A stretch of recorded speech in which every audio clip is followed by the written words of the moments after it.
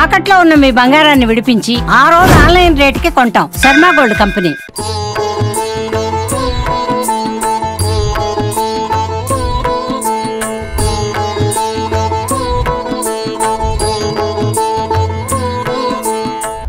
తిరుపతిలో ఓ వింత ఘటన చోటు చేసుకుంది.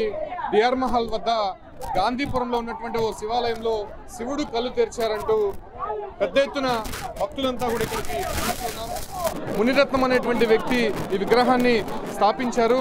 అయితే ఒక్కసారిగా ఇక్కడికి వచ్చినటువంటి భక్తులకి ఒక రకమైనటువంటి రూపం అనేది కనిపించింది. చూడొచ్చు, శివుడికి సంబంధించినటువంటి 2 కళ్ళు కూడా తెరిచారు అంటూ భక్తులు పెద్ద ఎత్తున ఇక్కడికి వచ్చి దర్శనార్థం వేచి ఉన్నారు. మనం చూడొచ్చు, బయటంతా కూడా పెద్ద ఎత్తున భక్తులంతా కూడా గుమ్ముకూడి ఉన్నారు. ఏదైతే తిరుపతి డిఆర్ మహల్ రోడ్లో ఉన్నటువంటి ఈ శివాలయం అతి చిన్నది, చిన్నపాటి ఒక షెడ్ వేసి ఈ లింగాన్ని అయితే నిర్మించారు. ఇక్కడ స్థానిక మాజీ కౌన్సిలర్ అయినటువంటి మునిరత్నం అనేటువంటి సో లింగానికి సంబంధించినటువంటి రూపం మనం చూడొచ్చు.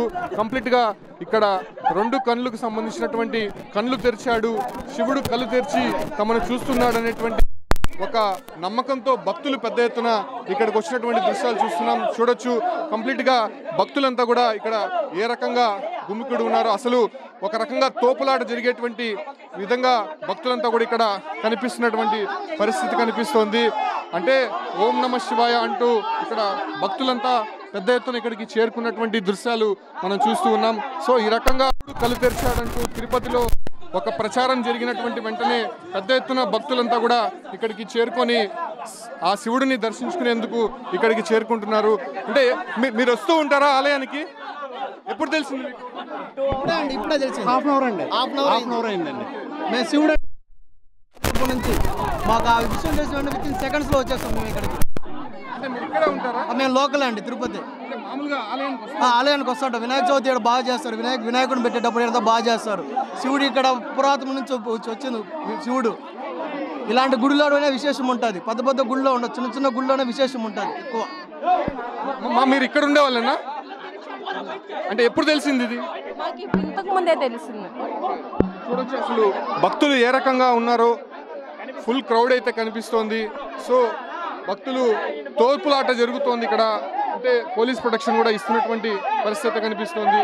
సో ఈ రకంగా శివుడు కళ్ళు తెరిచాడు అనేటువంటి విషయం తెలియగానే పెద్ద సంఖ్యలో ఇక్కడ ఉన్నటువంటి భక్తులు అంతా కూడా ఇక్కడికి చేరుకొని ఆఖరి శివుణ్ణి దర్శించుకునేందుకు ఇక్కడికి వచ్చినటువంటి పరిస్థితి. అసలు ఊపిరాడనటువంటి పరిస్థితి. పెద్ద సంఖ్యలో భక్తులు వచ్చినటువంటి దృశ్యాలు మనం చూస్తూ ఉన్నాం.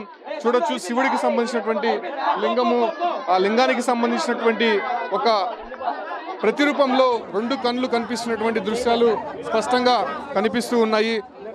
సో ఈ రకంగా భక్తులంతా పెద్ద ఎత్తున ఇక్కడికి చేరుకొని ఆ ఒక శివుడిని దర్శించుకుంటున్నారు. కళ్ళు తెరిచినటువంటి శివుడు నిజంగా శివుడే ఇక్కడ ప్రత్యక్షమయ్యాడు అంటూ ఒక నమ్మకంతో ఇక్కడికి వచ్చినటువంటి భక్తులు మనం చూస్తూ ఉన్నాం. పెద్ద సంఖ్యలో ఇక్కడికి వచ్చినటువంటి పరిస్థితి. అంటే ఇక్కడ ఈ శివాలయానికి ఒక ప్రత్యేకత ఉందని చెప్తున్నారు. 2023 6వ నెల 28వ తారీఖున ఇక్కడ మాజీ కౌన్సిలర్గా ఉన్నటువంటి మునిరత్నం అనేటువంటి వ్యక్తి ఈ విగ్రహాన్ని ప్రతిష్ఠించారు. అంటే ఏదైతే పార్వతీదేవి శివుణ్ణి లింగాన్ని ఏ రకంగా అయితే రామేశ్వరంలో ప్రతిష్ఠించిందో అదే ముహూర్తానికి అక్కడ ఉన్నటువంటి మట్టి నీరు తీసుకొచ్చి ఈ లింగాన్ని ప్రతిష్ఠించినట్టయితే తెలుస్తుంది. అయితే 2 సంవత్సరాల్లోనే ఈ రకమైనటువంటి శివుని మహిమ భక్తులు ఇక్కడ చూస్తుండడంతో పెద్ద సంఖ్యలో భక్తులందరూ కూడా ఇక్కడికి చేరుకొని ఈ శివాలయాన్ని దర్శించుకుంటున్నారు. శివుడు కళ్ళు తెరిచినటువంటి రూపాన్ని దర్శించుకొని పునీతులవుతున్నటువంటి పరిస్థితి తిరుపతిలో కనిపిస్తుంది.